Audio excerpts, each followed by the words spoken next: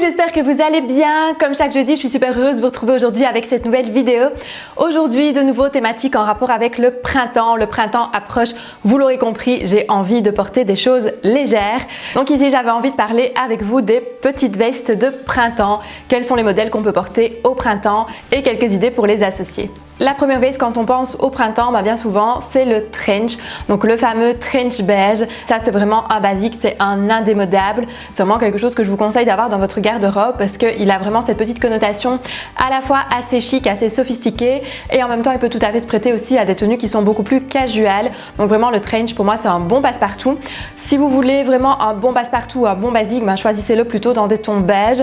Là vous êtes sûr que vous avez vraiment un indémodable. Sinon bien évidemment dans les tons neutres, il sera toujours très chouette aussi en noir, en gris, en blanc et pourquoi pas une touche un petit peu plus peps, une touche un petit peu plus colorée. Ça peut être très sympa aussi pour le printemps d'avoir la petite touche colorée sur le manteau. Faites simplement attention du coup que là ça devient une pièce forte et plus un basique. Ici la tendance pour les trench, si on peut parler vraiment de tendance, c'est qu'on sera sur des modèles un petit peu plus longs, un petit peu plus fluides, mais de base ça reste quand même un bon basique, ça reste un bon indémodable. Une autre petite veste assez sympa pour le printemps, c'est le perfecto. Donc le perfecto, il a cette touche un petit peu plus rock, donc il va vraiment pouvoir dédramatiser un petit peu vos looks qui sont peut-être un petit peu trop sophistiqués ou un petit peu trop sages.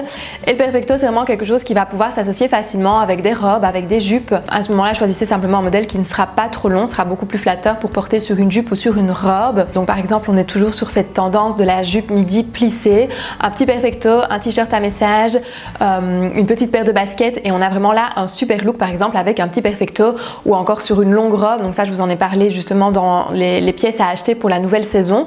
Donc pourquoi pas avec une longue robe et une paire de baskets, le perfecto ça peut aussi être très sympa. Ça va donner cette touche un petit peu plus rock et vous allez voir que le perfecto vraiment il va avec énormément de choses.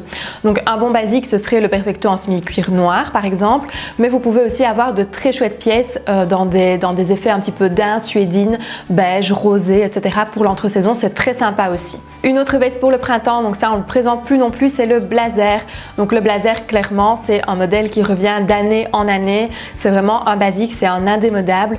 Donc le blazer vraiment vous pouvez l'avoir dans tous les looks, dans tous les styles, dans tous les coloris, avec des motifs ou non. Ce sera vraiment une chouette pièce qui va vraiment venir terminer votre look, qui va vraiment lui donner un côté à ce moment-ci un petit peu plus classe, un petit peu plus élégant.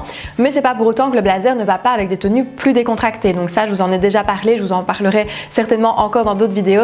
Vraiment l'art de mixer les styles. Donc une veste de blazer, un jeans, une paire de baskets. On a un look qui est plutôt casual mais qu'on pourrait très bien porter pour une journée de travail parce que justement on a la petite veste de blazer qui vient un petit peu donner le côté plus classe, plus élégant à la tenue. Donc c'est une tenue qui serait tout à fait portable dans la vie de tous les jours sans être trop décontracté non plus. Donc le blazer vraiment il a cette connotation un petit peu plus habillée mais c'est pas pour ça que vous devez vraiment le prendre au pied de la lettre et ne le porter qu'avec des choses qui sont exclusivement habillées parce que là du coup vous risquez d'avoir des looks peut-être un petit peu trop habillés justement ou trop sophistiqués pour la journée. Donc vraiment avec des pièces beaucoup plus décontractées, ça se marie aussi très très bien. Ça je vous le disais aussi dans une de mes précédentes vidéos, pour cette saison le blazer tendance c'est vraiment le blazer à rayures verticales. Maintenant je vous conseille quand même d'avoir dans votre garde-robe un blazer blanc, un blazer gris, un blazer bleu, bleu marine ou noir, enfin ça un petit peu à vous de voir en fonction des couleurs que vous avez et des couleurs qui pourront bien s'assortir avec, mais d'avoir au moins un blazer neutre, ça va vraiment vous dépanner quand vous avez justement une pièce un petit peu trop forte et que vous ne savez pas comment la sortir. Un blazer neutre c'est toujours aussi le bon plan pour terminer votre tenue. Et la dernière veste de printemps ce sera la veste en jeans. Donc la veste en jeans aussi fait son grand retour.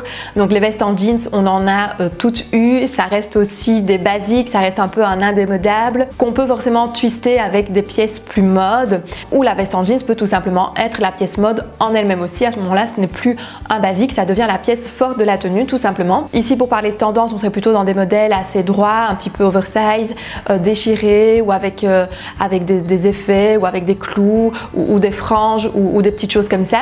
Mais bien évidemment vous pouvez partir vers un modèle un petit peu plus classique, un petit peu plus standard pour pouvoir justement le garder d'année en année. Ce sera un bon indémodable et ce sera une bonne pièce de votre garde-robe pour les futures saisons aussi. Au niveau des coupes et des modèles que vous allez choisir, faites simplement un petit peu attention à votre morphologie. Donc tout ce qui est grand col va donner donner du volume.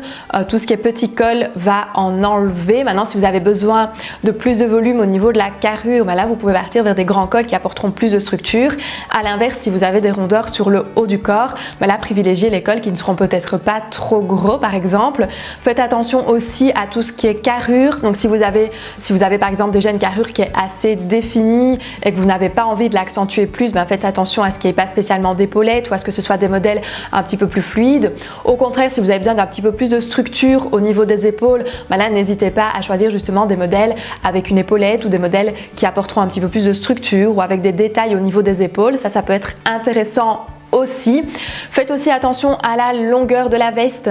Donc si vous êtes petite ou si vous avez des petites jambes, faites attention à ne pas avoir un modèle trop long qui risque de vous tasser, mais plutôt quelque chose de mi-cuisse ou d'un petit peu plus court si on parle de trench ou si on parle de perfecto ou de blazer par exemple. Donc faites simplement attention à certains petits détails comme ça pour vraiment choisir une veste qui correspondra à 100% à votre morphologie et à votre style aussi bien évidemment. Voilà donc un petit tour des vestes de printemps. J'espère que cette vidéo vous aura plu, j'espère que ça vous aura donné des idées.